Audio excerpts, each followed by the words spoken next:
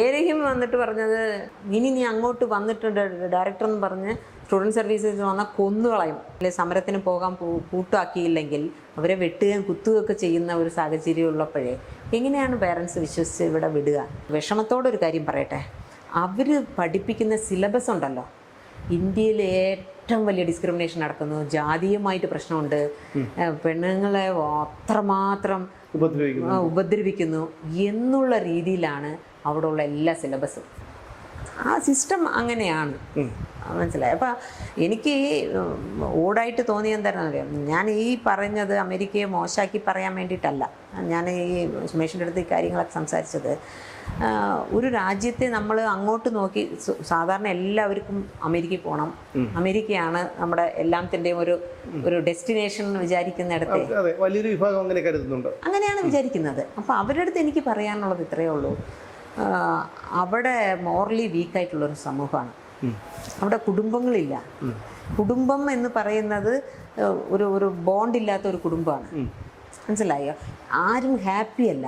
ഈ വീക്കെൻഡ്സിലൊക്കെ നോക്കിയാൽ ഫുൾ വെള്ളവും ഡ്രഗും, ആ ഒരാഴ്ച സമ്പാദിച്ച കാശ് മൊത്തം ആ ഒരു 2 ദിവസം കൊണ്ട് അടിച്ച് പൊളിച്ച് ആക്കിയിട്ട് പിന്നെ ഒരു പഴയപടി തിങ്കൾ തൊട്ട് വൈകുന്നേരം വരെ ജോലിക്ക് വരും. രണ്ടാമത് അവിടെ ഒരു ജോബ് സെക്യൂരിറ്റി ഇല്ല. 10 വർഷം ജോലി ചെയ്താണെങ്കിലും യു ആർ ഫയർഡ് എന്ന് പറഞ്ഞാൽ കഴിഞ്ഞു. അല്ല, ഇപ്പോഴും പറഞ്ഞിട്ടുണ്ട് പലരും ട്രംപ് അധികാരത്തിൽ വന്നതിന് ശേഷം പലരും രാവിലെ എണീറ്റ് മെയിൽ നോക്കുമ്പോഴാണ്. അത്രേ ഉള്ളൂ, അത് ഗവൺമെന്റ് സെക്ടറിലുള്ളവർക്ക്. അപ്പം പ്രൈവറ്റ് സെക്ടർ ഒന്ന് ആലോചിച്ച് നോക്കിയാൽ. അപ്പോൾ അതായത് ചുരുക്കി പറഞ്ഞു കഴിഞ്ഞാൽ നമുക്ക് ഒരു മേഖലയിലും ഇവിടെ സുരക്ഷിതത്വം ഇല്ല, ജോബ് സെക്യൂരിറ്റി ഇല്ല.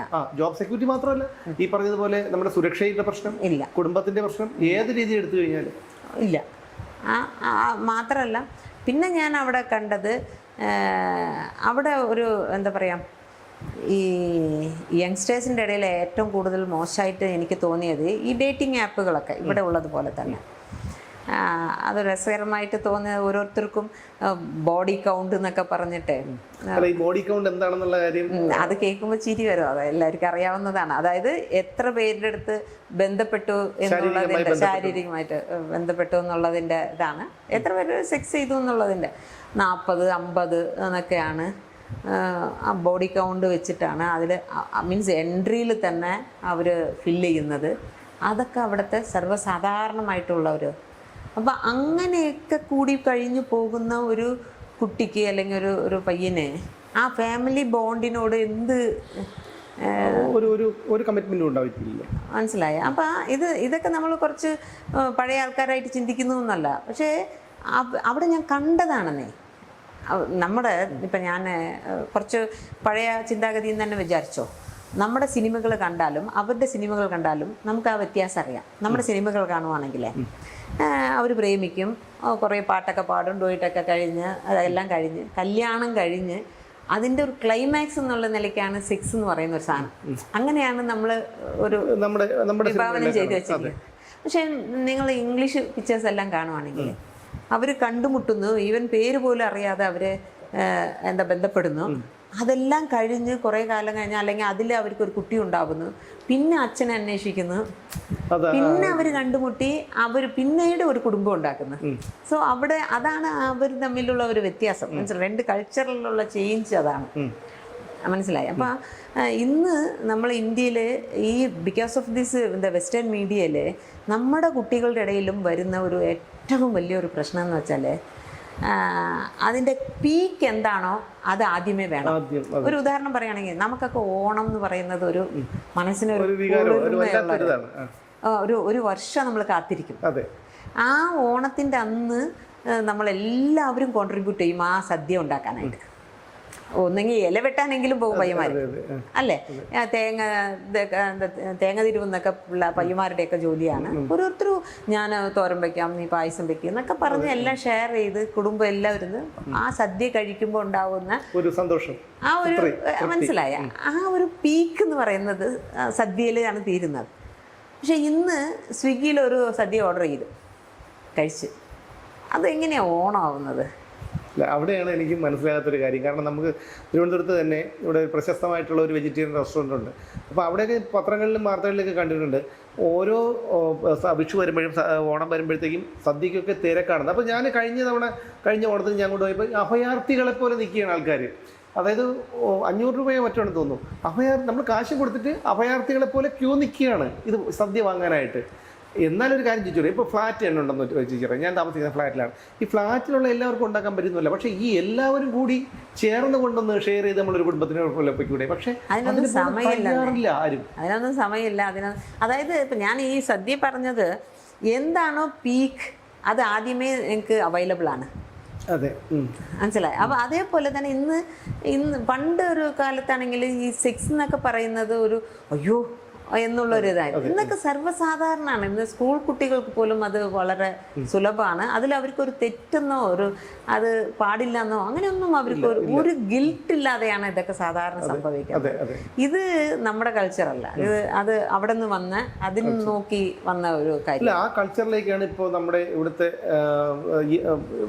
യുവജനങ്ങൾ പോലും പോകുന്നത്. യുവജനങ്ങൾ മാത്രമല്ല, അത് ഏതെടുത്താലും ഡേറ്റിംഗ് ആപ്പ് എടുത്താലും അല്ലെങ്കിൽ മറ്റ് പല, അതായത് എന്താണ് പറയേണ്ടത്, കോൾ ബോയ്സ്, കോൾ ഗേൾസ്, പിന്നെ അവിടെയുണ്ട്. അവിടെയുള്ളത് എന്താണെന്നറിയാമോ? ഷുഗർ ബോയ് എന്ന് പറയും, അല്ലെങ്കിൽ ടോയ് ബോയ് എന്ന് പറയും. ഈ ഷുഗർ ഡാഡി എന്ന് പറയും. ഷുഗർ ഡാഡി അറിയാമല്ലോ, ചെറുപ്പക്കാർ പെൺകുട്ടികൾ ഭയങ്കര പണക്കാരായിട്ടുള്ള വയസ്സായ ആൾക്കാരുമായിട്ട്. അത് നിങ്ങൾ എവിടെ അമേരിക്കയിലെ ഏത് റെസ്റ്റോറൻറ്റിലോ എവിടെ പോയാലും ഈ ഷുഗർ ഡാഡിയും ഷുഗർ ഗേളൊക്കെ അതേപോലെ ടോയ് ബോയും ഷുഗർ മമ്മി അവരൊക്കെ സർവ്വസാധാരണമായിട്ട് അവിടെ കാണും. അത് ആ ഒരു കൾച്ചർ നമുക്ക് ഇപ്പോൾ ഇവിടെയും വന്നിട്ടില്ല. ഇവിടെ അതാണ് അപകടം. ഇപ്പം യൂറോപ്യൻ കൺട്രീസിൽ പോലും പല സ്ഥലങ്ങളിൽ ഞാൻ വായിച്ചത്, ഇപ്പോൾ US കാര്യം ഒഴിച്ചേർത്തിയാൽ പോലും മറ്റ് പല പാശ്ചാത്യ രാജ്യങ്ങളിലും ഈ കുടുംബ ബന്ധങ്ങൾക്ക് മൂല്യം കൽപ്പിക്കുന്നതായിട്ട് കേട്ടിട്ടുണ്ട്. എനിക്കറിയില്ല എൻ്റെ സത്യാവസ്ഥ. US ഒഴിച്ചേർത്തിയാൽ ഇപ്പം അമേരിക്കയിലെ കാര്യം ടീച്ചർ പറഞ്ഞപ്പോഴാണ് ഈ കൂടുതൽ കാര്യങ്ങൾ മനസ്സിലാവുന്നത്. അതിൽ ഏറ്റവും പ്രശ്നം എന്താണെന്നറിയാമോ? അവിടുത്തെ ഇന്ന് അമേരിക്കക്കാർ നേരിടുന്ന ഏറ്റവും വലിയ പ്രശ്നം എന്ന് വെച്ചാൽ ഒബീസിറ്റിയാണ്. അവിടുത്തെ ഫുഡ്, എൻ്റെ സുമേഷ്, ഞാൻ സാധാരണക്കാരെ വെച്ച് നോക്കുമ്പോൾ ഞാൻ ഇത്തിരി സൈസ് കൂടുതലാണ്. ഇവിടെ എല്ലാവരും പെൺകുട്ടികളൊക്കെ നിൽക്കുമ്പോൾ ഞാൻ മാത്രം അങ്ങ് പൊക്കമായിട്ടിരിക്കും. 5.75 അടിയുണ്ട്. അപ്പോൾ ഞാൻ എൻ്റെ ക്ലാസ്സിൽ എൻ്റെ കുട്ടികളുടെ കൂടെ നിന്ന് ഒരു ഫോട്ടോ എടുത്തപ്പോൾ ഏറ്റവും ചെറുത് ഞാനാണ്. എല്ലാവരും 150 കിലോ ഉണ്ട്. സത്യത്തിൽ ഞാൻ ആ ഫോട്ടോ വേണമെങ്കിൽ അയച്ചു തരാം. ഞാൻ അവിടെ പോയപ്പോൾ ഞാൻ ഡിഗ്രി സ്റ്റുഡൻ്റ് ആവുമെന്നാണ് അവർ വിചാരിച്ചത്. സത്യമായിട്ട് നോട്ട് എന്താ എക്സാജറേറ്റിങ്. അവർ ആഹാരം കഴിക്കുന്നത് ഏതാണ്ട് ഒരു മത്സരാർത്ഥികളെ പോലെയാണ്. നമ്മളൊക്കെ ഒരു ഐസ്ക്രീം കഴിക്കണമെങ്കിൽ എന്ത് വാങ്ങിച്ച് കഴിക്കും? ഒരു സ്കൂപ്പ് അല്ലെങ്കിൽ 2 സ്കൂപ്പ് വാങ്ങിച്ച് പറ്റില്ല. പക്ഷെ അവിടെ അങ്ങനെ ഒരു ഗലനാണ് വാങ്ങിക്കുന്നത്. ഒരു ഗലൻ എന്ന് പറഞ്ഞാൽ 3.8 ലിറ്റേഴ്സ് ആണ്. ഒരു ഗലൻ ഐസ്ക്രീം വാങ്ങിച്ച് ഇരുന്ന് കഴിക്കും. ഒറ്റയടിക്ക് ഒരാളിരുന്ന് കഴിക്കുക. അവിടെ ഞങ്ങളുടെ ക്യാമ്പസിലെ കോഫി ബാർസ് ഒരു 7-8 എണ്ണം ഉണ്ട്, കഫറ്റേരിയസ്. അതിൽ കോഫി കിട്ടും. $6 കോഫി, ഒരു കോഫി. $6 എന്ന് പറയുമ്പോൾ നമുക്ക് 500 രൂപ. മനസ്സിലായോ? ആ 500 രൂപയ്ക്ക് ഒരു ഇത്രയും വലിയ ഒരു 1.5 ലിറ്റർ ഐസ്ക്രീം കിട്ടും. ഐസ്ക്രീം അല്ല, കോഫി കിട്ടും, വലിയ കോഫി. മനസ്സിലായോ? എല്ലാവരുടെ കയ്യിലും ഈ ഒരു സാധനം ഉണ്ടാവും. എല്ലാവരും ഇതും കൊണ്ട് ഐസ് കോഫിയോ അല്ലെങ്കിൽ ചൂടായിട്ടുള്ള കാഫിയോ എടുത്തുകൊണ്ട് നടക്കും. 1.5 ലിറ്ററാണ് കിട്ടുന്നത്. അവിടെ ഈ ചെറുതെന്നുള്ള സംവിധാനമേ ഇല്ല. ബർഗറൊക്കെ ഇത്രയാണ്. അത് മൊത്തം ഇങ്ങനെ പിടിച്ച് വാ തുറന്നാൽ കടിച്ചു. അവർ ഒരു ചെങ്കല്ലിൻ്റെ അത്രയുള്ള ഈ പോത്തിറച്ച സ്റ്റീക്ക് ഉണ്ടല്ലോ, അത് ചെറുതായിട്ടൊന്ന് ചൂടാക്കിയിട്ട് ഉപ്പും കുരുമുളകും ചെറുതായിട്ട് അതിൻ്റെ പുറത്ത് തൂവിയിട്ട് വെട്ടി അങ്ങ് കഴിക്കുന്നത് കാണുമ്പോൾ നമുക്ക് ഇത് എങ്ങനെ ഇവരിത് കഴിക്കുന്നത്? മനസ്സിലായോ? അത് അവർക്കുള്ള ഈ ഒരു ലോൺലിനെസ് ഉണ്ടല്ലോ, അത് കളയാൻ വേണ്ടിയിട്ട് ഇവർ ഈ ആഹാരം കഴിച്ച് അതിലൊരു സന്തോഷം കണ്ടെത്താൻ. അതുകൊണ്ട് എന്താവുന്നു? ഇവർ ഭയങ്കര ഒബീസായി പോകുന്നു. പിന്നെ ഇവർ സ്ട്രെസ് ആവുന്ന എന്തിനാ? ഞാൻ ഒബീസായി പോയി എന്ന്. അതിൻ്റെ പേരിലാണ് ഡിപ്രഷൻ. മനസ്സിലായ? അപ്പം സത്യത്തിൽ അവർക്ക് അറിഞ്ഞൂടാ ഇതെങ്ങനെ ജീവിക്കണം, എങ്ങനെ നേരെ ചൊവ്വേ ഒരു കുടുംബം, ഒരു സ്വസ്ഥമായിട്ടുള്ള ജീവിതം. അതൊക്കെ നോക്കുമ്പോൾ ഇന്ത്യക്കാർ മിസ് ചെയ്തുകൊണ്ടിരിക്കുക. ഇപ്പം നമുക്ക് നല്ല കുടുംബങ്ങളുണ്ട്, നല്ല ഒരു സന്തോഷമുണ്ട്. അതെല്ലാം മിസ് ചെയ്തിട്ട് ഒരു പൊളിഞ്ഞു പോയ ഒരു സമൂഹത്തിലെ നമ്മൾ ഐഡിയലായി കൊണ്ട് നടന്നു പോകുന്ന കാണുമ്പോൾ നമുക്ക് സങ്കടമാവുകയാണ്. ഇനി ഒരു രസകരമായിട്ടൊരു കാര്യം കൂടി ഞാൻ പറയാം. അവിടെ കുറേ അവാർഡ്സ് ഉണ്ടല്ലോ, ഇൻ്റർനാഷണൽ അവാർഡ്. അതെ അതെ. എനിക്ക് തോന്നിയത് എന്താണെന്നറിയാമോ, ഇത് എൻ്റെ ഒരു ഒബ്സർവേഷൻ, മേ ബി ഇത് തെറ്റുമാവാം. അവർ നമ്മൾ ഇന്ത്യ പോലുള്ള തേർഡ് വേൾഡ് കൺട്രീസിലുള്ള സിനിമകൾക്കും മീഡിയ മറ്റുള്ള എന്താ പറയുക ഡോക്യുമെൻ്ററികൾക്കും ഇതിനൊക്കെ അവാർഡ്സ് കൊടുക്കുന്ന ആ അവാർഡ് പിക്ചേഴ്സിനെല്ലാം എടുത്ത് നോക്കണം. നോക്കിയാൽ ഒരു കാര്യം മനസ്സിലാവും, അതായത് നമ്മുടെ നാടിനെ ഏറ്റവും മോശപ്പെടുത്തി ചീപ്പാക്കി കാണിക്കുന്ന സാധനങ്ങൾക്കാണ് അവർ അവാർഡ് കൊടുക്കുന്നത്. മനസ്സിലായി? ഇപ്പം ഞാനൊരു ഉദാഹരണം പറയാൻ, എ റഹ്മാനിന് 2 അവാർഡ് കിട്ടി. എന്താ, സ്ലം ഡോഗ് മില്ലിയനർ. ആ പടം അപ്പം ഞാനൊക്കെ ഭയങ്കര അഭിമാനത്തോടെ 2 അവാർഡ് നമുക്ക് കിട്ടിയതാണെന്നൊക്കെ പറഞ്ഞു. പക്ഷെ ഒരു ദിവസം എൻ്റെ കൾച്ചറൽ ക്ലാസ്സിൽ വന്ന ഒരു കുട്ടി എന്നോട് ചോദിക്കുക, മാഡം നിങ്ങളൊക്കെ താമസിക്കുന്ന എല്ലായിടത്തും ഇതേപോലെ സ്ലമ്മുകളാണോ? ഞാൻ അതെന്താ നീ അങ്ങനെ ചോദിക്കുന്നത്? അപ്പോഴാവും പറയുന്നത്, അത് ഞാൻ ഇന്ന പടം കണ്ടല്ലോ. മനസ്സിലായി? ഇത് ഉണ്ടാക്കുന്ന ഒരു ഇമ്പാക്റ്റ് എന്ന് പറഞ്ഞാൽ ഒരു അവാർഡ്, ഒരു എന്താ പറയുക, ഒരു ഓസ്കർ അവാർഡൊക്കെ കിട്ടിയെന്ന് പറഞ്ഞാൽ സ്വാഭാവികമായിട്ട് ലോകത്തെ എല്ലാ ആൾക്കാരും ഇത് കാണും. എല്ലാവരും കാണുമ്പോൾ ഇന്ത്യയുടെ പറ്റിയുള്ള ഒരു കൺസെപ്റ്റ് അതായിരിക്കും അവർക്ക്. മനസ്സിലായി? ഇതിനാണ് സോഫ്റ്റ് പവർ എന്ന് പറയുന്നത്. ഓരോ രാജ്യത്തിനെ കുറിച്ചും 2 കാര്യങ്ങളുണ്ട്, ഒന്ന് ഹാർഡ് പവർ, ഇനി ഒന്ന് സോഫ്റ്റ് പവർ. മനസ്സിലായി? ഈ ഹാർഡ് പവർ എന്ന് പറയുന്നത് നമ്മുടെ ആണവായുധങ്ങളും നമ്മളെ മിലിറ്ററി എക്യുപ്മെന്റ്സും ബാക്കി നമ്മൾ മറ്റുള്ള രാജ്യത്തിനോട് എന്ത് റിലേഷൻഷിപ്പ് വെച്ചേക്കുന്ന അങ്ങനത്തെ കാര്യങ്ങളും ഒക്കെ പറയുന്നതാണ് ഹാർഡ് പവർ. നമ്മൾ എക്കണോമിക്കലായിട്ട് എത്ര ഇതാണെന്നൊക്കെ. ഈ സോഫ്റ്റ് പവർ എന്ന് പറയുന്നത് നമ്മുടെ രാജ്യത്തെക്കുറിച്ച് മറ്റുള്ള രാജ്യങ്ങളുടെ മനസ്സിലുണ്ടാവുന്ന ഒരു ഇംപ്രഷൻ ഉണ്ടല്ലോ, അതാണ് സോഫ്റ്റ് പവർ. അത് എന്തിനൊക്കെ ഡിപ്പെൻഡ് ചെയ്തെന്ന് വെച്ചാൽ നമ്മുടെ സിനിമ, നമ്മുടെ കല, മനസ്സിലായി, നമ്മുടെ കൾച്ചറൽ തിങ്സ്, നമ്മളിവിടെ സേഫ്റ്റി മെഷേഴ്സ്, ഇവിടെ ഫെസ്റ്റിവൽസ്, സ്ത്രീകളുടെ സുരക്ഷ എങ്ങനെയാണ്, ഇപ്പോൾ ഇവിടെ വന്ന ഒരു ബിസിനസ് തുടങ്ങിയാൽ അത് എങ്ങനെ പോകും, ഇവിടെ ആൾക്കാർ വിശ്വസ്തരാണോ, മറ്റുള്ള മതക്കാരെ എങ്ങനെ ഡീൽ ചെയ്യുന്നു, ഇതൊക്കെയാണ് ഇതിനെക്കുറിച്ചുള്ളൊരു ഇംപ്രഷനാണ് സോഫ്റ്റ് പവർ. നമ്മൾ ഈ മദർ ഇന്ത്യ എന്നും പറഞ്ഞ് അവരുടെ പേര് എന്തോ മാവോ എന്നും പറഞ്ഞ ഒരു ലേഡിയാണ്, ഒരു ഡോക്ടറാണ്, അമേരിക്കൻ ഡോക്ടർ. അത് നമുക്ക് ഓൺലൈനിൽ നോക്കിയാൽ അറിയാം. അവർ 1946 എഴുതിയ പുസ്തകമാണ് മദർ ഇന്ത്യ. ആ പുസ്തകം ഇന്ത്യയെക്കുറിച്ച് ഏറ്റവും ചീപ്പായിട്ടാണ് അവർ അതിനകത്ത് ഇന്ത്യ പറഞ്ഞിരിക്കുന്നത്. ഇന്ത്യക്കാർ കുട്ടി വേണം എന്നുണ്ടെങ്കിൽ മരത്തിൽ പോയി ഒരു തൊട്ടിൽ കെട്ടി തൂക്കിയിടും.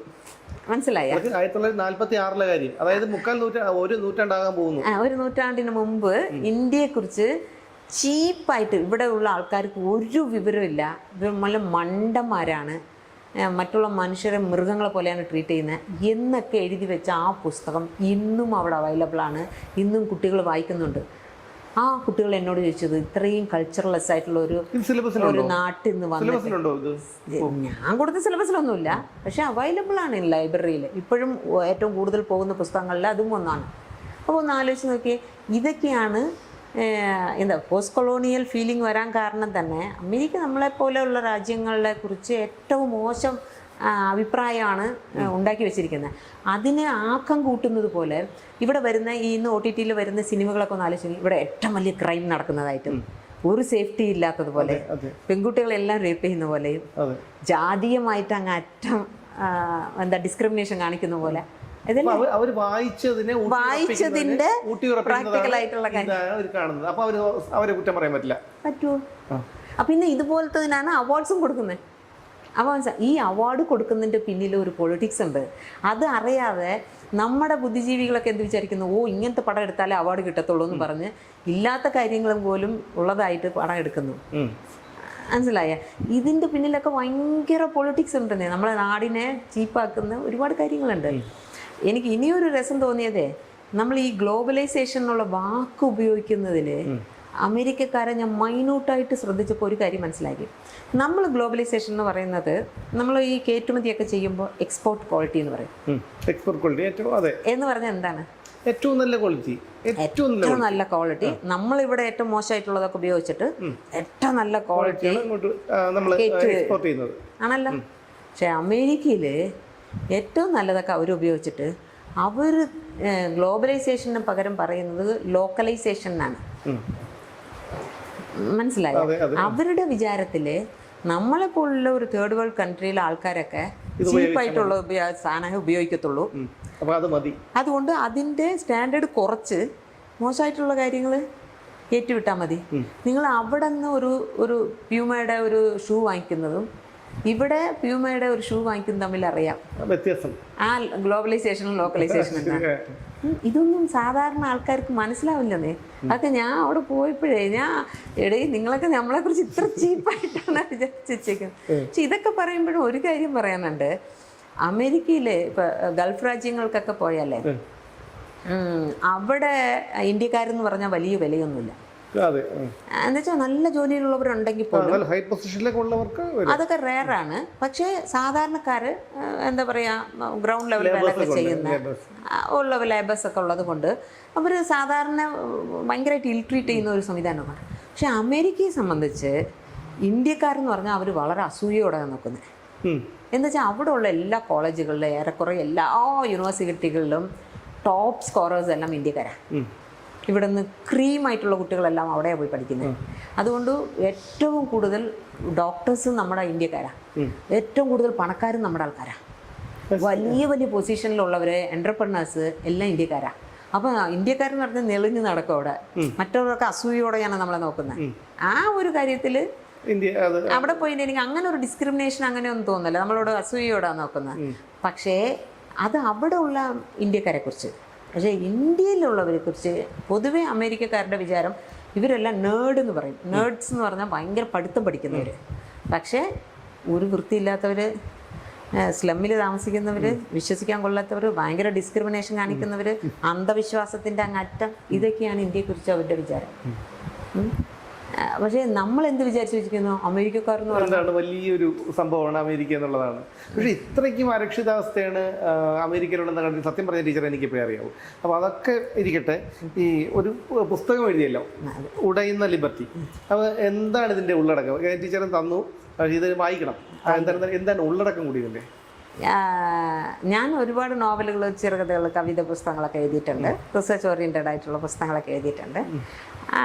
അപ്പം ഞാൻ ഈ പറഞ്ഞ കാര്യങ്ങളൊക്കെ ഞാൻ 2 വർഷം അവിടെ പോയിരുന്നു കൾച്ചറൽ അംബാസിഡറായിട്ട്. നമ്മൾ ഇന്ത്യയെക്കുറിച്ച് ഞാൻ എടുത്ത ക്ലാസ്സുകളിൽ കൂടി പോയ കുട്ടികളെല്ലാം എല്ലാവരും ഒരിക്കലെങ്കിലും ഇന്ത്യക്ക് വരണം എന്ന് ആഗ്രഹമുണ്ട്. ഉണ്ട്. ഞാൻ അതിനെ ഇത്രയും റൊമാൻറ്റിസൈസ് ചെയ്താണ് ഞാൻ ഇന്ത്യയെ പറഞ്ഞു വെച്ചത്. അവർ അന്തം വിട്ടുപോയി. ഞങ്ങൾ ഇങ്ങനെയൊന്നും അല്ല വിചാരിച്ചത്. So I M so satisfied. എനിക്ക് തന്ന ഒരു ജോലി ഞാൻ നന്നായിട്ട് ചെയ്തു എന്നതിൽ എനിക്ക് ഒരു അഭിമാനമാണ്. അപ്പോൾ പക്ഷേ അവിടെ പോയി എനിക്ക് കിട്ടിയ കാര്യങ്ങളെ എനിക്ക് ഇവിടെ വന്ന് ഒന്ന് രേഖപ്പെടുത്തണം എന്നുണ്ടായിരുന്നു. പ്രത്യേകിച്ച് ഒരു കാര്യം എന്താ വെച്ചാൽ അവിടെയുള്ള അമേരിക്കനിലുള്ള ഏകദേശം എല്ലാ യൂണിവേഴ്സിറ്റിയിലും ഏഷ്യൻ സ്റ്റഡീസുകളുണ്ട്, ഏഷ്യൻ സ്റ്റഡീസ് ഡിപ്പാർട്ട്മെൻറ്റുകളുണ്ട്. അവിടെയൊക്കെ വർക്ക് ചെയ്യുന്നവർ ഇന്ത്യക്കാരാണ്. നോർത്ത് ഇന്ത്യൻസ് ഉണ്ട്, സൗത്ത് ഇന്ത്യൻസ് ഉണ്ട്. പക്ഷേ ഞാൻ വിഷമത്തോടൊരു കാര്യം പറയട്ടെ, അവർ പഠിപ്പിക്കുന്ന സിലബസ് ഉണ്ടല്ലോ, ഇന്ത്യയിൽ ഏറ്റവും വലിയ ഡിസ്ക്രിമിനേഷൻ നടക്കുന്നു. ജാതീയമായിട്ട് പ്രശ്നമുണ്ട്, പെണ്ണുങ്ങളെ അത്രമാത്രം ഉപദ്രവിക്കുന്നു എന്നുള്ള രീതിയിലാണ് അവിടെ ഉള്ള എല്ലാ സിലബസും. അത് കുറച്ചും കൂടി അമേരിക്കക്കാരെ ഇന്ത്യയെ കുറിച്ച് ഏറ്റവും മോശപ്പെട്ട ഒരു ഇംപ്രഷൻ ഉണ്ടാക്കാനാണ്. ഇത് സഹിക്കാൻ വയ്യാത്തത് കൊണ്ട് ഞാൻ ജയശങ്കർ സാർക്ക് ഒരു കത്തെഴുതി. ഒരു കൾച്ചറൽ അംബാസിഡർ എന്നുള്ള നിലയ്ക്ക് ഞാനൊരു കത്തെഴുതി. സർ, ഇങ്ങനെയാണ് നമുക്ക് എല്ലായിടത്തും കോൺസുലേറ്റ് ജനറൽ ഓഫീസസ് ഉണ്ട്. ആ വഴി അവിടെ ഉള്ള ടീച്ചേഴ്സിനെല്ലാം ഒന്ന് എന്താ പറയുക, ഒന്ന് വിളിച്ച് അവർക്കൊരു അവയർനെസ് ക്ലാസ് എടുക്കണം. നിങ്ങൾ ഇന്ത്യയെക്കുറിച്ച് ഇങ്ങനെയല്ല ചെയ്യേണ്ടത്. ഇത് അവർ വിചാരിക്കുന്നത് ഇവിടെ ഉള്ള ഏറ്റവും മോശപ്പെട്ട കാര്യം പറയുന്നതാണ് ബുദ്ധിജീവിത്തരം എന്നാണ് അവരുടെ വിചാരം. അത് മണ്ടന്മാരാണ്. നമ്മൾ ഇന്ത്യ വിട്ട് പുറത്തു പോയാൽ നമ്മൾ ഓരോരുത്തരും ഇന്ത്യൻ അംബാസിഡറുകളാണ്. നമ്മളെ വീട്ടിൽ 1000 പ്രശ്നം ഉണ്ടാവും. അത് നമ്മുടെ വീട്ടിനകത്ത് വെച്ചാണ് അത് പരിഹരിക്കേണ്ടത്. അത് വെളിയിൽ പോയി പറഞ്ഞാണോ നമ്മളെ വീട്ടിനെ മോശപ്പെടുത്തുകയാണോ വേണ്ടത്? ആ ഒരു കോമൺ സെൻസ് പോലും ഇല്ലാതെയാണ് അവിടുത്തെ സിലബസും കാര്യങ്ങളൊക്കെ സെറ്റ് ചെയ്ത് വെച്ചിരിക്കുന്നത്. അപ്പോൾ ഇതെല്ലാം കണ്ടപ്പോൾ എനിക്ക് അവിടെ ഉള്ളത് എന്താണ്, സത്യസന്ധമായിട്ട് എന്താണെന്നുള്ളത് എനിക്കൊരു എക്സ്പീരിയൻസ് ആയിട്ട് ഒന്ന് എഴുതണം എന്ന് തോന്നി. അങ്ങനെയാണ് ഒരു ഇന്ത്യൻ പ്രൊഫസറുടെ അമേരിക്കൻ സാക്ഷ്യം എന്നാണ് ഈ പുസ്തകത്തിൻ്റെ ഫുൾ നെയിം. ഒരു ഇന്ത്യൻ പ്രൊഫസറുടെ അമേരിക്കൻ സാക്ഷ്യം, ഞാൻ വിറ്റ്നസ് ചെയ്ത കാര്യങ്ങൾ. അതെ, ഒരു ഇന്ത്യൻ പ്രൊഫസറുടെ അമേരിക്കൻ സാക്ഷ്യങ്ങൾ തന്നെയാണ് പുസ്തകത്തിന്. അപ്പം നമ്മൾ ഈ ലിബർട്ടി എന്ന് പറഞ്ഞാൽ അങ്ങറ്റത്തെ ലിബർട്ടി ഉള്ളത് അമേരിക്കയാണെന്നാണല്ലോ. അതുകൊണ്ടാണ് ഈ പുസ്തകം വായിച്ചാൽ നിങ്ങളുടെ ആ ഒരു കോൺസെപ്റ്റ് ഉടയും, ആ കോൺസെപ്റ്റ് ഉടയും എന്നുള്ളത് കൊണ്ടാണ് അവിടെയുള്ള എല്ലാ കാര്യങ്ങളും വളരെ രസകരമായിട്ട് ചുമ്മാ കൊച്ചു കുട്ടികളുടെ അടുത്ത് കഥ പറയുന്ന പോലെ അല്ല, ഞാനത് വായിച്ചു. കാരണം ഞാൻ നേരത്തെ പറഞ്ഞതുപോലെ ഇപ്പോൾ ബുക്ക് ഷോപ്പിൽ പോയാൽ പോലും നമ്മളൊരു പുസ്തകം എടുക്കും. ചിലപ്പോൾ വലിയ എഴുത്തുകാരായിരിക്കും, പക്ഷേ അവരെയൊക്കെ പേരെടുത്ത് പറയാൻ നമുക്ക് പറ്റില്ല, നമ്മുടെ അറിവ് ഏടുകൊണ്ടായിരിക്കാം. പക്ഷെ ചിലരുടെ എഴുത്ത് പുസ്തകം വായിച്ചോ എടുത്ത് 2 പേജ് മറിക്കുമ്പോൾ തന്നെ ഒരു ഫ്ലോ നമുക്ക് മനസ്സിലാവും. അപ്പോൾ ആ ഫ്ലോ ഇതിനുണ്ട് ഈ പുസ്തകത്തിൽ. ഇപ്പൊ ഈ പരിധി പബ്ലിക്കേഷനിൽ വന്ന അവിടെ പരിധിയാണല്ലേ? എടുത്തത്. എന്തെങ്കിലും സാധ്യതയുണ്ടെങ്കിൽ ഒന്ന് വായിച്ചിട്ട് അഭിപ്രായം പറയും. ഇതൊരു ഇത് വർത്ത് റീഡിങ്ങാണ്. ഞാൻ എഴുതിയത് കൊണ്ടല്ല, അമേരിക്കയെക്കുറിച്ചും അല്ലെങ്കിൽ വെസ്റ്റേൺ രാജ്യങ്ങളിലേക്ക് പോകുന്നതാണ് ജീവിതത്തിന്റെ ഏറ്റവും വലിയ ലക്ഷ്യം എന്ന് വിചാരിക്കുന്ന കുറേ പേരുണ്ടല്ലോ. അവർക്ക് യഥാർത്ഥം എന്താണെന്ന് ഇതിൽ നിന്ന് മനസ്സിലാക്കി കൊടുക്കും. ടീച്ചറെ, അങ്ങനെയൊക്കെ പറയുമ്പോഴും ഒരു അധ്യാപക രംഗത്ത് നിൽക്കുന്ന ഒരാളാണ്. അതുകൊണ്ട് ഞാൻ ചോദിക്കുകയാണ്, ഇപ്പോൾ നമുക്ക് ഇന്ത്യ വിട്ട് പുറത്ത് പോയി ജോലി ചെയ്യണം അല്ലെങ്കിൽ അവിടെ സെറ്റിൽഡ് ആവണം എന്ന് അല്പം ഒരു വിദ്യാഭ്യാസമുള്ള അല്ലെങ്കിൽ ചിന്താശേഷിയുള്ള കുട്ടികൾ ചിന്തിച്ചാൽ അവർ നമുക്ക് എങ്ങനെ തെറ്റ് പറയാൻ കഴിയും? ഇന്ത്യയുടെ സാഹചര്യം, ഇപ്പോഴത്തെ സാഹചര്യം അനുസരിച്ച്, ഇന്ത്യയുടെ എന്നല്ല ഞാൻ ഉദ്ദേശിച്ചത്, പൊതുവെയുള്ള നമ്മളിപ്പം കേരളത്തിലെ കാര്യം മാത്രം എടുക്കാം. അല്ല, നമുക്ക് തെറ്റ് പറയണമെന്നോ മോശം പറയണം എന്നല്ല. ഇവിടുത്തെ സാഹചര്യങ്ങൾ നിങ്ങൾക്ക് അറിയാമല്ലോ, സുമേഷിനൊക്കെ അറിയാമല്ലോ. ഒരുപക്ഷെ ഞാൻ എൻ്റെ മോനെ പോലും പുറത്ത് കൊണ്ടുപോയി തമിഴ്നാട്ടിൽ കൊണ്ടുപോയി പഠിപ്പിക്കാൻ പോയതിൻ്റെ കാരണം, അവൻ ഡിഗ്രി അവിടെ NCCയിലാണ് പോയി പഠിച്ചത്. മദ്രാസ് ക്രിസ്ത്യൻ കോളേജിലാണ് എൻ്റെ മൂത്ത മോൻ പഠിച്ചത്. അതിന് കാരണം എന്താ വെച്ചാൽ ഇവിടെ ഉള്ള ഇൻസ്റ്റിറ്റ്യൂഷൻസിൽ അറിയാമല്ലോ, SFIൻ്റെയും അവർ പഠിക്കുന്ന കുട്ടികളെ പഠിപ്പിക്കാൻ സമ്മതിക്കുക പോലുമില്ല. അത് അവരുടെ അവകാശമാണെന്ന് സമ്മതിക്കുക പോലുമില്ല. പഠിക്കാൻ അല്ലെങ്കിൽ അവർ വിളിക്കാൻ വരുന്ന അല്ലെങ്കിൽ സമരത്തിന് പോകാൻ കൂട്ടാക്കിയില്ലെങ്കിൽ അവരെ വെട്ടുകയും കുത്തുകയൊക്കെ ചെയ്യുന്ന ഒരു സാഹചര്യം ഉള്ളപ്പോഴേ എങ്ങനെയാണ് പേരൻസ് വിശ്വസിച്ച് ഇവിടെ വിടുക എന്നുള്ള ഒരു ചോദ്യമുണ്ട്.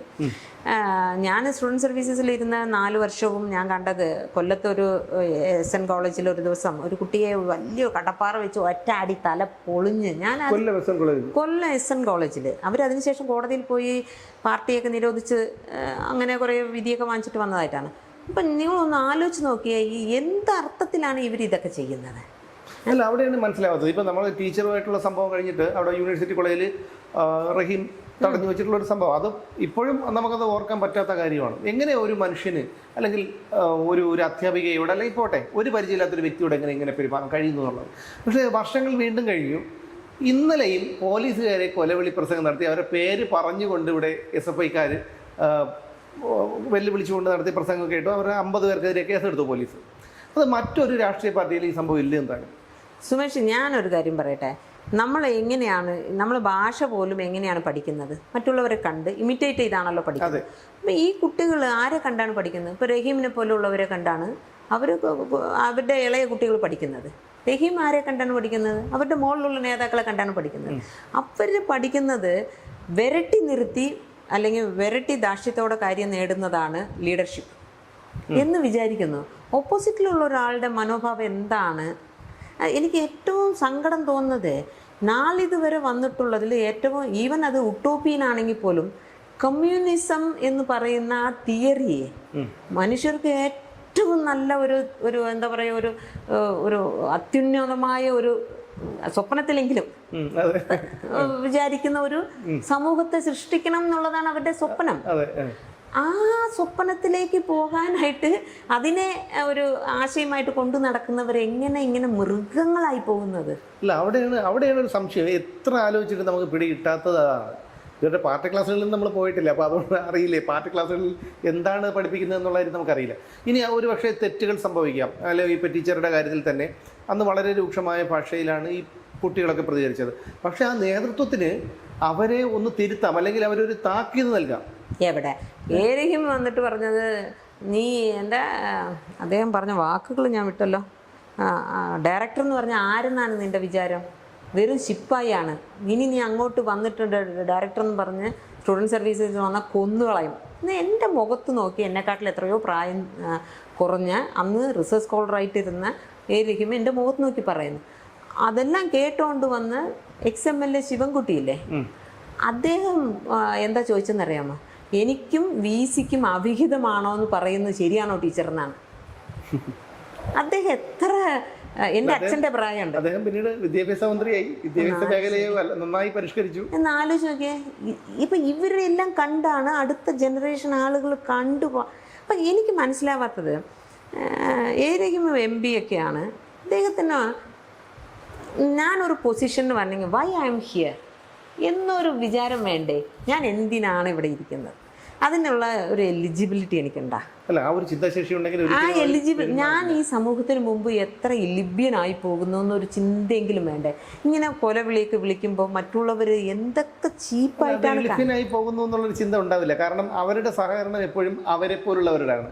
അപ്പം ഇദ്ദേഹത്തിന് ഈ സോഷ്യൽ മീഡിയയിലൊക്കെ വന്ന് എന്തു മോശമായിട്ടാണ് ആളുകൾ കളിയാക്കുന്നതും പറയുന്നതും ഒക്കെ ചെയ്യുമ്പോൾ നെഗറ്റീവ് പബ്ലിസിറ്റി ആഗ്രഹിക്കുന്ന ചിലരുണ്ടല്ലോ.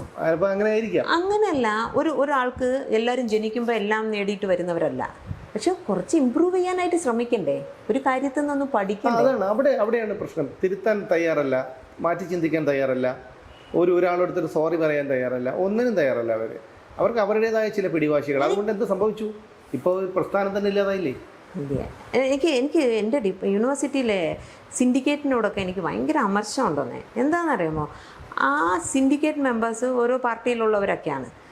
അവർക്ക് പാർട്ടി എന്തോ ആയിക്കൊണ്ട് പോട്ടെ, പക്ഷേ ഒരു സിൻഡിക്കേറ്റ് മെമ്പറുടെ കടമകൾ എന്ന് പറഞ്ഞൊരു സാധനം ഉണ്ടല്ലോ. Why I am here? ഞാൻ ഇവിടെ സിൻഡിക്കേറ്റ് മെമ്പറായിട്ട് വന്ന എന്തിനാണ്? എൻ്റെ ഈഗോ സാറ്റിസ്ഫൈ ചെയ്യാനാണോ? അതോ എൻ്റെ പാർട്ടിയുടെ വൃത്തികേടുകളൊക്കെ കൊണ്ടുവന്ന് അവിടെ കാണിച്ചിട്ട് എണീറ്റ് പോകാനാണോ? ആയിരക്കണക്കിന് ഫയല് കെട്ടിക്കിടക്കുന്നേ. അപ്പോൾ അതിനൊന്നും അഡ്രസ്സ് ചെയ്യാതെ എത്രയോ കുട്ടികൾ ആ ഒരു ഫയലിൽ ഒപ്പിട്ട് കിട്ടിയാൽ മതിയെന്ന് പറഞ്ഞ് കാത്തിരിക്കുന്നു. എൻ്റെ ഒരു സ്റ്റുഡൻറ്റ് ഒരു റീ രജിസ്ട്രേഷൻ അപ്ലൈ ചെയ്തു, 10 മാസമായി. ഇതുവരെ ആ സിൻഡിക്കേറ്റ് കൂടിയിട്ടില്ല, ഇതുവരെ അതിനെ എടുത്തിട്ടില്ല. ഞാൻ വിളിച്ച് ചോദിച്ചപ്പോഴും അവർ വരും, ആദ്യം 2 പേരും അങ്ങോട്ടും ഇങ്ങോട്ടും 2 പേര് ചീത്ത വിളിക്കും, ഇറങ്ങിപ്പോകും. ഇതാണോ അല്ല? എനിക്ക് ഇനിയെങ്കിലും വരുന്ന ആൾക്കാരെ ഒരേ ഒരു ചോദ്യം ഞാൻ എപ്പോഴും എൻ്റെ സ്റ്റുഡൻസിനോട് പറയും, വൈ ഐ എം ഹിയർ? നിങ്ങൾ എന്ത് വേണമെങ്കിലും പിള്ളേരെ നിങ്ങൾ എൻജോയ് ഈ കാര്യങ്ങളൊക്കെ ചെയ്യും, പക്ഷെ നിങ്ങൾ വന്നിട്ടുള്ളത് എന്തിനാ? പഠിക്കാൻ വേണ്ടിയല്ലേ എന്നതുപോലെ അവരവരുടെ പ്രൈമറി ആയിട്ടുള്ള ജോലി എന്താണെന്നുള്ളത് കാര്യങ്ങൾ ചെയ്താൽ തന്നെ പകുതി പ്രശ്നങ്ങൾ തീരും എന്നുള്ളതാണ്. പക്ഷെ അതിന് തയ്യാറല്ല അവർ. എന്ത് കാരണം കൊണ്ടാണെങ്കിലും അവർ തയ്യാറല്ല. ആ കാരണം എന്താണെന്ന് നമുക്കറിയാൻ വയ്യ. കാരണം ഒരുപക്ഷെ ഈ പറയുന്നത് പോലെ പ്രശ്നങ്ങൾ ഉണ്ടാക്കി ഒരു കലുഷിതമായ മേഖലയിൽ കൂടി മാത്രമേ നിലനിൽപ്പുള്ളൂ എന്നവർ മനസ്സിലാക്കിയിട്ടുണ്ടാവണം. അതായിരിക്കും അവരുടെ ധാരണ. ഈ എന്താ പറയുക, ലോഡിങ് ആൾക്കാരൊക്കെ വഴക്കുണ്ടാക്കുന്നതെന്ന് പറഞ്ഞാൽ ശരിയെന്ന് പറയാം.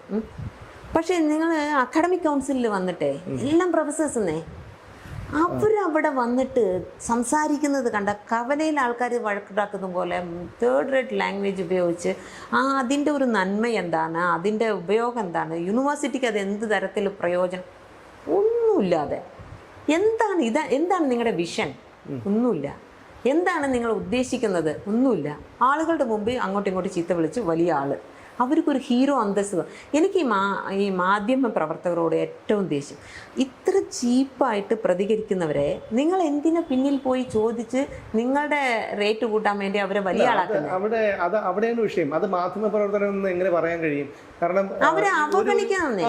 അവരെ അവഗണിക്കുക, അതാണ് ഞാൻ പറയുന്നത്. അവഗണിക്കാതെ വരുമ്പോൾ അവർ മര്യാദ പിടിച്ചോളും. ഇതിപ്പോ നമ്മളിങ്ങനെ ഒരുമാതിരി ഇങ്ങനെ സംസാരിക്കാം, അവിടെ മൈക്ക് എടുത്ത് മാറ്റി എന്നൊരു അവസ്ഥ ഉണ്ടെങ്കിലേ അവർ നാളെ നിർബന്ധിതരാകും മര്യാദയ്ക്ക് സംസാരിക്കാം. ഇതാണ് മാധ്യമ പ്രവർത്തകർ. അവരെ കുറ്റം പറയുന്നതിനെക്കാട്ടും നല്ലത് അവരെ 2 ദിവസം നിങ്ങൾ അവഗണിച്ച് നോക്ക്, ഉറപ്പായിട്ട് അതിന്റെ ബലം ഉണ്ടാവുന്നേ. അവർ മര്യാദയ്ക്ക് സംസാരിക്കും. അതായത് മീഡിയ പബ്ലിസിറ്റിക്ക് വേണ്ടിയിട്ടാണ് ഇവരിതൊക്കെ ചെയ്യുന്നത്. അതായത് ഞാനൊരു ധാർഷ്ട്യക്കാരനാണ്, ഞാൻ മുഖത്തടിച്ചതുപോലെ പറയുന്ന ഒരാളാണ് എന്നൊക്കെ ഒരു ധാരണ ഇവർ പൊതുസമൂഹത്തിൽ ഉണ്ടാക്കി വെച്ചിട്ടുണ്ട്. അപ്പം മാധ്യമപ്രവർത്തകർക്ക് വേണ്ട എന്താണ്? എന്തെങ്കിലും ഒരു വിവാദം ഉണ്ടാകണം. ആ വിവാദം ഉണ്ടാകാനായിട്ട് ഒരു ചോദ്യങ്ങൾ ആവർത്തിച്ച് ചോദിച്ചുകൊണ്ടേയിരിക്കും. അതാണ് മാധ്യമപ്രവർത്തനം. അല്ല, ഇവർക്കൊരു മോറലില്ലേ? ഇങ്ങനെയുള്ള ആൾക്കാരെ ഒരിക്കലും നമ്മുടെ മീഡിയ വഴി വലിയ ആളാവണ്ട അങ്ങനെ തീരുമാനിക്കാനുള്ള ഒരു തന്റെ അതും പറ്റില്ല. കാരണം പത്രപ്രവർത്തക സംഘടന ഇടതുപക്ഷത്തിനാണ് അവിടെ പ്രാധാന്യം കൂടുതൽ. എനിക്ക് ഏറ്റവും തമാശയായിട്ട് തോന്നിയത് ഈ അശോക് സാറ്, പ്രശാന്ത് സാറൊക്കെ വന്ന് IAS കാരൊക്കെ വന്ന് പറഞ്ഞല്ലോ. എനിക്ക് ഇപ്പോൾ ഇനി നമ്മളെ VDS ഒക്കെ വന്ന് CM ആയിട്ട് അദ്ദേഹത്തിൻ്റെ അടുത്ത് നാളെ ചോദ്യം ചോദിക്കുന്ന രീതികൾ നോക്കിക്കോളൂ. ഇതുവരെ ചോദ്യം ചോദിച്ച് മതി എന്ന് പറഞ്ഞാൽ നിർത്തുന്ന. അപ്പോൾ ആർക്ക് ഒരു പാർട്ടി എന്ന് പറഞ്ഞാൽ എന്തും കോംപ്രമൈസ് ചെയ്യുമോ? അതെ, എനിക്ക് മനസ്സിലാവുന്നില്ല. എനിക്ക് എല്ലാ റെസ്പെക്റ്റോടെ കൂടി ഞാൻ പറയട്ടെ, 2017 ഞാൻ കോടതിയിൽ കേസ് കൊടുത്തത്. റഹീമിൻ്റെ 9 വർഷമായിരുന്നേ. ഇപ്പോഴും കോടതിയിൽ സമൻസ് കൊടുക്കുന്നു. ഇവർ വന്നിട്ട് പോലില്ല. റഹീമൊക്കെ ഒറ്റ തവണ ആ കോടതിയിൽ വന്നിട്ടില്ല. ഇനി എന്തായാലും മാറ്റം ഉണ്ടാവും. അതല്ല അതല്ല ഞാൻ ചോദിക്കുന്നത്. സാധാരണ നമ്മളൊക്കെ LLB പഠിച്ചത് 2 പ്രാവശ്യം സമൻസ് കൊടുത്താൽ 3ാമത്തെ പ്രാവശ്യം വാറണ്ടായി കൊടുക്കണം എന്നല്ലേ. അപ്പം ഈ കോടതികൾക്കൊക്കെ എന്താണ്? അതാണ് നമ്മൾ നിർഭാഗ്യവശാൽ കഴിഞ്ഞ ഏതാനും വർഷങ്ങളായി നമ്മുടെ ജുഡീഷ്യറി പോലും നിയന്ത്രിക്കുന്നത് മറ്റു ചിലരാണെന്നുള്ള ഒരു പൊതുബോധ്യം പൊതുസമൂഹത്തിനുണ്ട്. അതുകൊണ്ട് പല കാര്യങ്ങളും എടുത്ത് പഠിച്ചാൽ ഞാൻ അതിനൊന്നും ആരോപിക്കുന്നില്ല. പക്ഷെ എനിക്ക് മനസ്സിലാവാത്തത്, ഒരു 9 വർഷമായിട്ട് എൻ്റെ കേസിൽ ഒരു ദിവസം പോലും കോടതിയിൽ വരാതിരിക്കുക എന്ന് പറഞ്ഞാൽ അപ്പോൾ നമ്മൾ എങ്ങനെയാണ് ഒരു നിയമവ്യവസ്ഥയോട് നമ്മൾ എന്ത് പ്രതീക്ഷിക്കാൻ പറ്റും? തീർച്ചയായിട്ടും അത് ടീച്ചർ പറഞ്ഞത് വളരെ ശരിയായിട്ടുള്ള ഒരു കാര്യം. എനിക്ക് ഭയങ്കര മാനസികമായിട്ട് ഞാൻ തളർന്നു പോകുന്ന ഒരു സാധനമാണ്. എനിക്ക് എന്താ പറയുക, ഒരു വളഞ്ഞ വഴിയോ അല്ലെങ്കിൽ കള്ളത്തരവോ ഒന്നുമല്ല. പക്ഷേ ഞാൻ ചെയ്തത് കൊണ്ട് ഒരു ആഫ്റ്റർ എഫക്റ്റ് ഉണ്ടായി. എന്താ വെച്ചാൽ ഈ വലിയ ഓഫീസേഴ്സിനെ പോയി ഗറാവ് ചെയ്ത് കാര്യം നേടി പോവുക എന്നുള്ള ഒരു രീതി നടക്കില്ല എന്നുള്ളൊരു കാര്യം ബോധ്യമാർക്ക് അതെന്തായാലും കുറഞ്ഞിട്ടുണ്ട്. അതാണ് ഞാൻ അതിനകത്തുനിന്ന് കിട്ടിയ ഒരു റിസൾട്ടായിട്ട് ഞാൻ കാണുന്നത്. അല്ല, അത് തന്നെ വലിയൊരു റിസൾട്ട് അല്ലേ. എന്തായാലും ഇപ്പോൾ തന്നെ നമ്മൾ കഴിഞ്ഞ കുറച്ച് മാസങ്ങളായിട്ട് മറ്റേ ആരിഫ് മുഹമ്മദ് ഖാൻ ഗവർണറായിരുന്ന EC ആയിരുന്നു, അദ്ദേഹത്തിനെതിരെ നടത്തിയ പ്രതിഷേധങ്ങൾ നമ്മൾ കണ്ടു. ഇതിനൊക്കെയാണ് പ്രതിഷേധവും സമരം എന്ന് പറയുന്നത്. അങ്ങനെയല്ലെന്നേ, ഒരു ഗവർണർ അദ്ദേഹത്തിന് എന്തൊക്കെ ചീത്തയാണ് പറഞ്ഞത് എന്നാലോചിക്കുക. എനിക്ക് മനസ്സിലാവാത്തത്, ഇപ്പം എൻ്റെ മോനാണ് അങ്ങനെ പറഞ്ഞെങ്കിൽ ഞാൻ അവനെ എന്താ പറയുക, എല്ലാവരും പരസ്യമായിട്ട് ഞാൻ അടിച്ചേനെ, ഇൻസൾട്ട് ചെയ്ത് അടിച്ചേനെ ഞാൻ. എന്താ വെച്ചാൽ നീ ഇങ്ങനെയുള്ളവ എൻ്റെ വീട്ടിൽ കയറരുതെന്ന് ഞാൻ പറഞ്ഞേനെ. ഒരു ദിവസം അവരുടെ സ്കൂളിൽ എന്തോ പ്രശ്നമായെന്ന് പറഞ്ഞിട്ട് ടീച്ചർ എന്നെ വിളിപ്പിച്ചു, എൻ്റെ മക്കൾ പഠിച്ച സ്കൂളിൽ. ഞാൻ പോയിട്ട് ഇത്രയാണ് പറഞ്ഞത്, നിങ്ങൾക്ക് ശിക്ഷിക്കാനുള്ള എല്ലാ അവകാശവും ഞാൻ തരുന്നു. അപ്പോൾ എൻ്റെ മോൻ ചോദിച്ചു, അമ്മ ഞാൻ അമ്മയുടെ മോൻ തന്നെയാണോ? നമ്മൾ അങ്ങനെയല്ലടാ, ഒരു ടീച്ചർ ഒരിക്കലും ദ്രോഹിക്കത്തില്ല. ഒരു ടീച്ചർ ഒരു കാര്യം പറഞ്ഞാൽ അത് സമ്മതിക്കാൻ നീ അനുസരിക്കാൻ നീ ബാധ്യസ്ഥനാണ്. ഒരു അമ്മയ്ക്ക് അങ്ങനെ പറയാൻ പറ്റണമെന്നേ. അപ്പോൾ ഈ പറയുന്ന കുട്ടികൾ ഇങ്ങനെയൊക്കെ പറയുമ്പോൾ എൻ്റെ മോൻ ഗവർണറെ തെറി വിളിച്ച് എന്ന് പറയുന്ന ഒരു അമ്മ ഉണ്ടാവുമോ? അല്ല, എനിക്ക് തോന്നുന്നു അങ്ങനെ ഉണ്ടാവാതിരിക്കേണ്ട സാധ്യത. കാരണം ഇതൊക്കെ പഴയകാലമല്ല, ചാനലിൽ കൂടെ വീട്ടുകാർ കണ്ടുകൊണ്ടിരിക്കുകയല്ലേ. അപ്പം ഒരു തവണ ആവർത്തിച്ചാൽ തന്നെ അവനെ താക്കീത് ചെയ്ത് നിർത്താനും അവനെ പറഞ്ഞു തിരുത്താനും വീട്ടുകാർ തയ്യാറാകണം. ഇനിയിപ്പോൾ ഒരുപക്ഷെ ഈ കതിന്മേൽ കൊണ്ട് വളം വെച്ചിട്ട് കാര്യമില്ലെന്ന് പറയുന്നത് പോലെ ഇത്രയും പ്രായമായ പിള്ളേർ, അതും SFI ഇങ്ങനെയല്ല പ്രവർത്തിച്ച് ഇതുപോലെയൊക്കെ ആയവരെടുത്ത് പറഞ്ഞു തിരുത്താൻ കഴിയുമോ? ആർക്കും കഴിയുമെന്ന് എനിക്ക് തോന്നുന്നില്ല.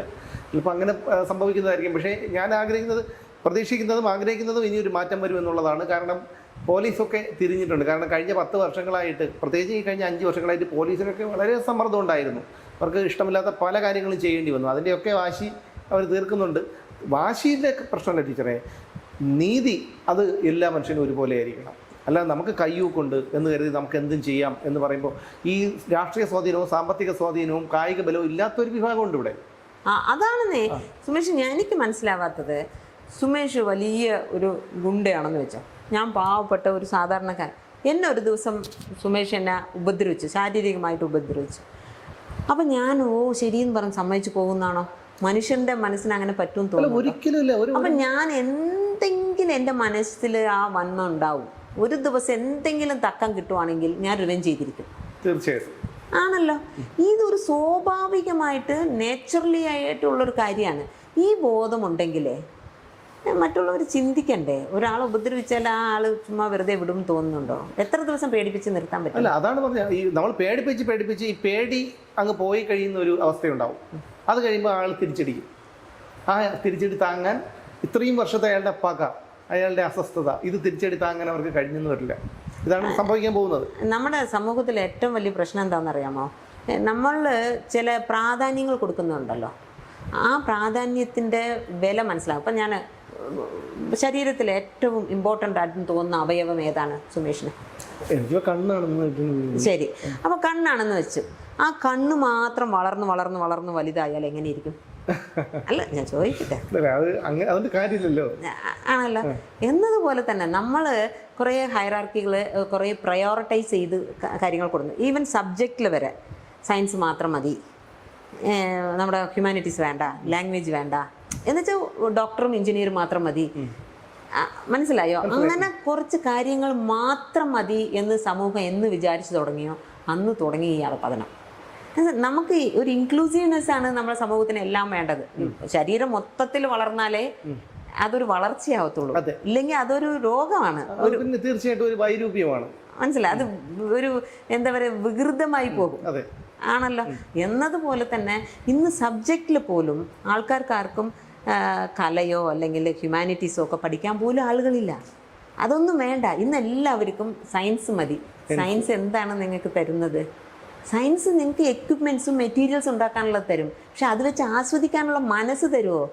ഇല്ല. ഇന്ന് പല ഈ ഡോക്ടർമാരുടെയൊക്കെ കാര്യം എടുത്ത് നോക്കിയാൽ നമുക്കറിയാം, യാന്ത്രികമായിട്ടൊരു ജീവിതം അവർ നമുക്ക് പ്രതീക്ഷിക്കാൻ പറ്റും അവരെന്താകും എന്നുള്ള കാര്യം. ഒരു ഡോക്ടർ MBBS കഴിഞ്ഞു, അത് കഴിഞ്ഞ് MD കഴിഞ്ഞു, ഒരു സർവീസിൽ കയറി, രാവിലെ ഇത്ര മണിക്ക് പോകുന്നു ഹോസ്പിറ്റലിൽ, അത് കഴിഞ്ഞ് ഇത്ര പ്രൈവറ്റ് പ്രാക്ടീസ്, അത് കഴിഞ്ഞ് അവർ റിട്ടയർഡ് ആവുന്ന ഒരു സമയം, അതുവരെ അവരെന്ത് ചെയ്യും എന്നുള്ള കാര്യം അറിയാം. എന്ന് വെച്ചാൽ ഡോക്ടേഴ്സ് ഇല്ലാതെ നമുക്ക് മുമ്പോട്ട് പോകാൻ പറ്റില്ല. പക്ഷേ ടീച്ചർ പറഞ്ഞതുപോലെ കലയെ പ്രോത്സാഹിപ്പിക്കാൻ അല്ലെങ്കിൽ മറ്റൊരു മേഖലയിലേക്ക് ആൾക്കാരില്ല എന്നുള്ളതാണ്. പണ്ട് ഏതൊരു തമാശക്കാര് പറഞ്ഞിട്ടുണ്ടായിരുന്നു, ഈ എന്താണ് ഡോക്ടർമാർ എഞ്ചിനീയറിംഗ് കൊണ്ട് നടക്കാൻ പറ്റുന്നത്. അതുപോലെയാണ് ഇന്ന് പല ചെറിയ ചെറിയ കൺസ്ട്രക്ഷൻ കമ്പനികളിൽ പോയിട്ട് ചെറിയ ഈ കോൺട്രാക്ടർ അടുത്ത് പോലും, സ്കൂൾ വിദ്യാഭ്യാസം പോലുള്ള കോൺട്രാക്ടർ അടുത്ത് പോലും പോയിട്ട് ഈ പറയുന്ന ആൾക്കാർ ജോലി ചെയ്യുന്നു, എഞ്ചിനീയർമാർ ജോലി ചെയ്യുന്നു. അതും 7,000 രൂപ 8,000 രൂപ ശമ്പളത്തിന്. സത്യം. പക്ഷേ ഈ എഞ്ചിനീയർ മോൻ എഞ്ചിനീയർ. അത് നമുക്ക് എല്ലാവർക്കും ഒരു ഫാൾസ് ഒരു ഈഗോ ഉണ്ട്, അതിലൊന്നും ഒരു അർത്ഥമില്ലെന്ന്. പിന്നെ നമ്മൾ ഈ മെറ്റീരിയൽ കൾച്ചറിൻ്റെ പുറവിൽ പോയാലേ വലിയ വലിയ കാറുകൾ, വലിയ വലിയ വീടുകൾ, ആ വീട്ടിനകത്ത് നിനക്ക് സന്തോഷമുണ്ടോ? ഇല്ല. നീ വലിയ വണ്ടിയിൽ പോകുന്നതുകൊണ്ട് നീ ഹാപ്പിയാണോ? ഇല്ല. നമുക്ക് മതി, ഓക്കെ, ഹാപ്പി എന്ന് വിചാരിക്കുന്ന ഒരു മാനസിക വികസത ഇല്ലാത്തതോടത്തോളം നമ്മൾ ഈ പറഞ്ഞ ഈ മെറ്റീരിയൽ, ഈ വെസ്റ്റേൺ കൾച്ചർ മൊത്തം മെറ്റീരിയൽ കൾച്ചറാണ്. അതെ. അവർ വലുതായിട്ട് എല്ലാം അടക്കി പിടിക്കണം, അത് സന്തോഷം എന്ന് വിചാരിച്ച് അവർ തോറ്റുപോയതാണ്. അതിലേക്ക് നമ്മൾ പോകരുത്. നമ്മുടെ പോക്ക് അങ്ങോട്ടാണ്. ഏത് മേഖല എടുത്ത് നോക്കിയാലും നമ്മുടെ പോക്കും അങ്ങോട്ട് തന്നെയാണ്. പക്ഷേ അറ്റ്ലീസ്റ്റ് ഒരു കുടുംബം എന്നുള്ള ഒരു സ്ട്രക്ചറിനെങ്കിലും നമ്മളൊരു ഇമ്പോർട്ടൻസ് കൊടുക്കണം.